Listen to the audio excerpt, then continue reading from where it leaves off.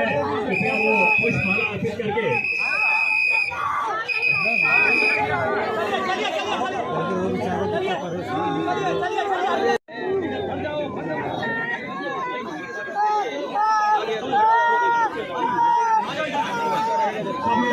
ये आप लोग सीधे हो जाए तो फोटो बन जाएगी, सीधे हो जाइए। सीधे कैसे हो जाए? अरे आप टेढ़े इधर घुसे चले आ रहे हो यार, आप लोग फिर कह रहे हो हम लोग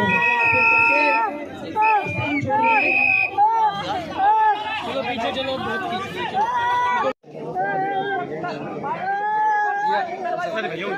अरे गैप कर दे यहाँ से।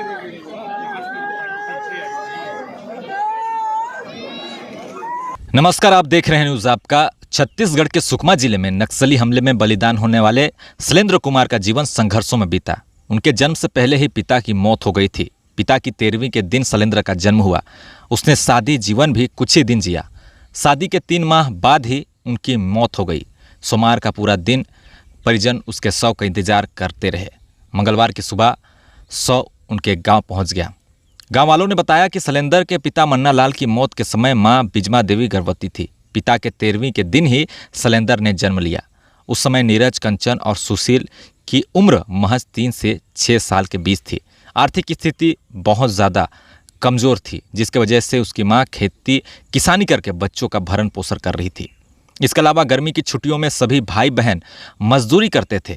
उस समय 30 रुपये मजदूरी मिलती थी। सभी भाई बहन बचपन में पैदल घर से सिख टियापुरवा स्थित स्कूल जाते थे। गरीबी देखकर शैलेंद्र के मामा चंद्रप्रकाश नीरज को अपने साथ ले गए थे। किशोर अवस्था आने पर 1200 रुपये की पुरानी साइकिल खरीदी। ग्रामीणों के मुताबिक शैलेंद्र ने निशानेबाजी में कई मेडल भी जीते थे।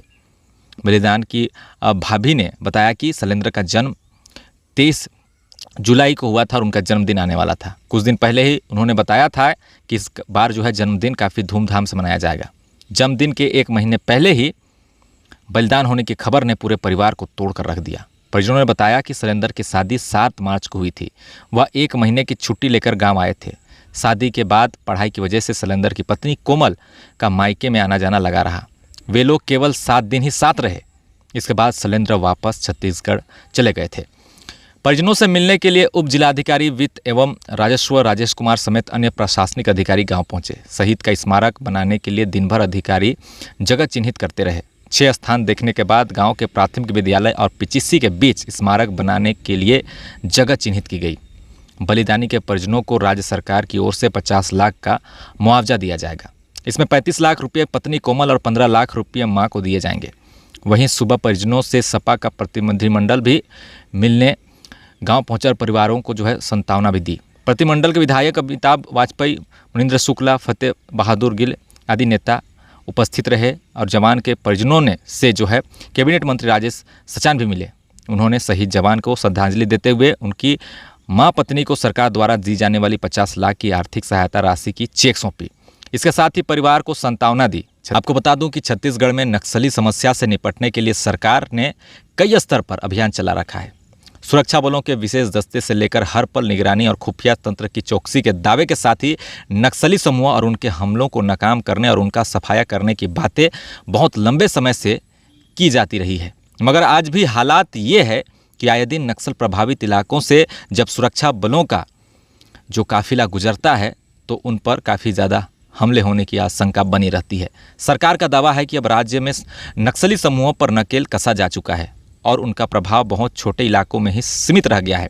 विडंबना यह है कि व्यापक तलाशी अभियान और संदिग्ध नक्सलियों के मारे जाने के बावजूद आज भी नक्सली हमलों में सुरक्षा बलों के जवानों की जान जा रही है। यह ध्यान रखने की ज़रूरत है कि नक्सलियों के कहर से निपटने और एक ठोस और अस्थायी हल निकालने के लिए जितनी अहम उनके खिलाफ सुरक्षा बलों की सख्ती और कार्रवाई है, उसके समांतर इस समस्या आर्थिक सामाजिक पहलुओं में छिपे मूल स्रोत का हल निकालना भी काफ़ी ज़्यादा ज़रूरी है। फिलहाल अभी के लिए बस इतना ही। देखते रहिए न्यूज़ आपका। धन्यवाद।